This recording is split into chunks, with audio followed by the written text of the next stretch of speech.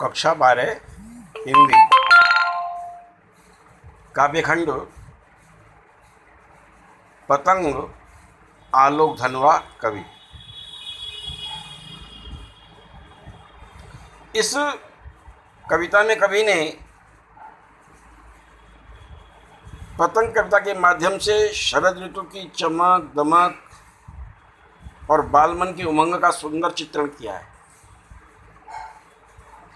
भादों का मास बीत जाने पर बादल साफ हो जाते हैं, हवा बहने लगती है, बच्चों का मन पतंग उड़ाने के लिए होता है, धूप निकलने लगती है और बच्चे पतंग उड़ाने लगते हैं। एक नई दुनिया शुरू हो जाती है। चारों तरफ का वातावरण, अपने आसपास बच्चों की किलकारियाँ, सीटियाँ गूंजने लगती हैं। इन सभी बातों को इस कविता में कवि ने प्रस्तुत किया है। कवि कहते हैं, सबसे तेज बौछारें गईं, भादों गया, सवेरा हुआ, खरगोश की आंखों जैसा लाल सवेरा, शरद आया पुलों को पार करते हुए, अपनी नई चमकीली साइकिल तेज चलाते हुए। यहाँ पर कुछ प्रतीकात्मक शब्दों का प्रयोग किया गया है। कवि कहता है, सबसे तेज बौछारें गईं। हम जानते हैं सावन और भादों के महीने वर्षा ऋतु के महीने होते हैं। भयंकर बारिश होती है, तेज बौछारें पड़ती हैं, लेकिन जब भादों समाप्त होता है तो भादों के समाप्त होते ही वर्षा ऋतु समाप्त होने लगती है और जो ऋतु आती है, निर्मल ऋतु जिसे कहते हैं, शरद ऋतु। जैसे सर्दी के बाद गर्मी जब प्रारंभ होती है तो उनका जो दोनों के बीच की जो ऋतु है उसे वसंत ऋतु कहते हैं। एक नई चेतना, एक नया उमंग हमें मिलता है उस समय। वैसे ही जब ग्रीष्म से शरद ऋतु की ओर जाते हैं तो ये शरद ऋतु प्रारंभ होती है। गर्मी से सर्दियों में जब जाते हैं तो शरद ऋतु वर्षा ऋतु के तुरंत बाद प्रारंभ होती है।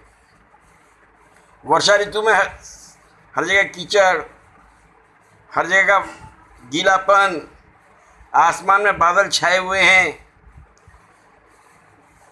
एक बड़ा अजीब सा दृश्य रहता है। लेकिन शरद ऋतु के आते ही ये सारी चीज़ें अपने आप अलग हो जाती हैं, साफ हो जाती हैं। आसमान में जो अंधेरा सा छाया रहता है, कवि ने उसे रात्रि कहा है। कवि कह रहा है, सबसे तेज बौछारें गईं, भादों गया। अब भादों का महीना बीत चुका है, वर्षा ऋतु बीत चुकी है, अब सवेरा हो गया है, यानी कालिमा चली गई। आसमान में जो कालापन था, बादलों की काली काली घटाएं जो घिरी रहती थी, जिनके कारण से सूर्य का प्रकाश नहीं मिल पाता था, दिन में भी रात जैसी लगती थी, अब वो स्थिति खत्म हो गई है। अब सवेरा हो गया है, सूर्योदय हो रहा है, सूर्योदय, लाल सूर्योदय, सवेरा हुआ, खरगोश की आंखों जैसा लाल सवेरा। जैसे खरगोश की आंखें लाल लाल होती हैं, वैसी आसमान में ललाई छाई हुई है। इसलिए कवि ने कहा है, खरगोश की जैसी लाल आंखें। सूर्योदय के समय की लालिमा को खरगोश की आंखों की लालिमा के साथ जोड़ा है। एक नई उपमा, एक नया उपमा उन्होंने देखा है। कवि कहता है कि शरद आया पुलों को पार करते हुए।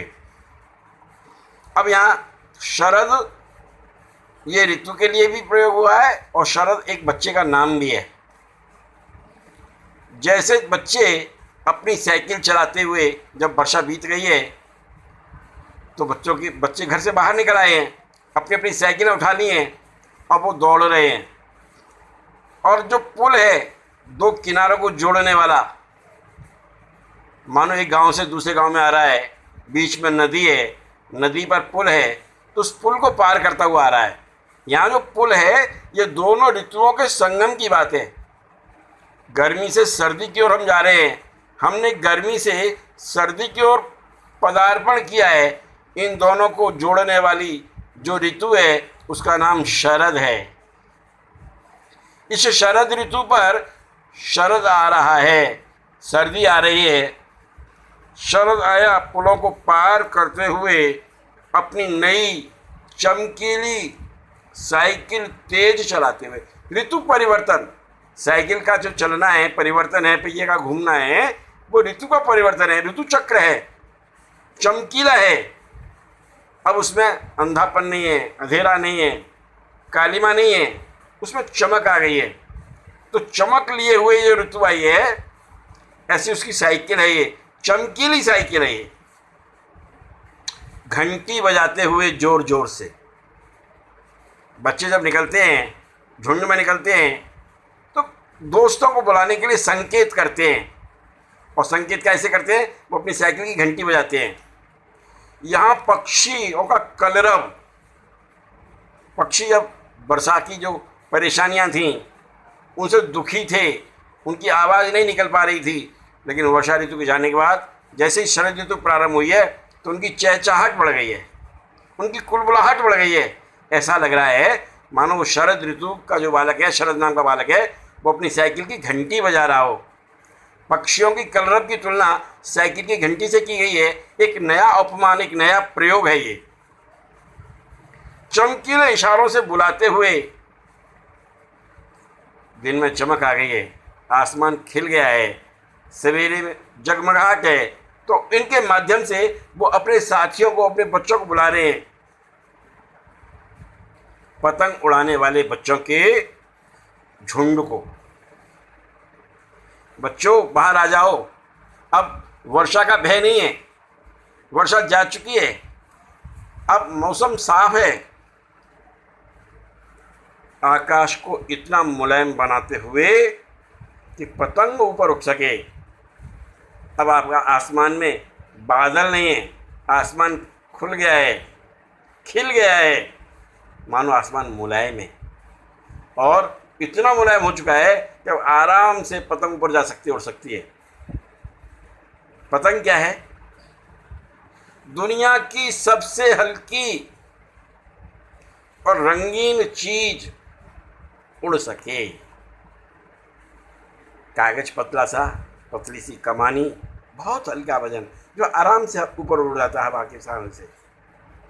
दुनिया की सबसे हल्की और रंगीन चीज उड़ सके, दुनिया का सबसे पतला कागज उड़ सके, बांस की सबसे पतली कमानी उड़ सके, कि शुरू हो सके सीटियों, किलकारियों और तितलियों की इतनी नाजुक दुनिया। ये आसमान में उड़ती पतंगें, रंग बिरंगी पतंगें, कभी कह रहा मानो ये तितलियां हैं, ये तितलियों की प्रतीक हैं। बच्चों की किलकारियां, बच्चों की सीटियां शुरू हो सके, इसलिए वो शरद नाम का जो बालक है, शरद ऋतु है, वो बच्चों को प्रेरणा दे रही है कि बाहर निकलो और अपनी दुनिया में आ जाओ, एक मस्ती की दुनिया में आ जाओ। इस कविता के इस खंड में कवि ने शरद के आमंत्रण की चर्चा की है कि शरद ऋतु बच्चों को आमंत्रण दे रही है। और इसका जो दूसरा खंड है उसे हम अगली बार अब पढ़ेंगे। आज इतना ही पर्याप्त है। इस पर हमें कुछ प्रश्न बनाने हैं और उन प्रश्नों के निर्माण खुद करने हैं। जैसे खरगोश की तुलना, खरगोश की आंखों की तुलना किससे की गई है, पुलों से क्या अभिप्राय है, चमकीली साइकिल से कवि का क्या आशय है। ऐसे कुछ प्रश्न अपने आप बनाएं। एक 8-10 प्रश्न इसमें से बनेंगे। पतंग कैसी होती है, रंगीन दुनिया क्यों कहा गया है, तितलियों की तुलना किससे की गई है, ऐसे अनेक प्रश्न बन सकते हैं। तो ऐसे हम प्रश्न बनाएंगे, उनके उत्तर लिखेंगे। जब मिलेंगे तब इसकी हम चर्चा करेंगे। धन्यवाद।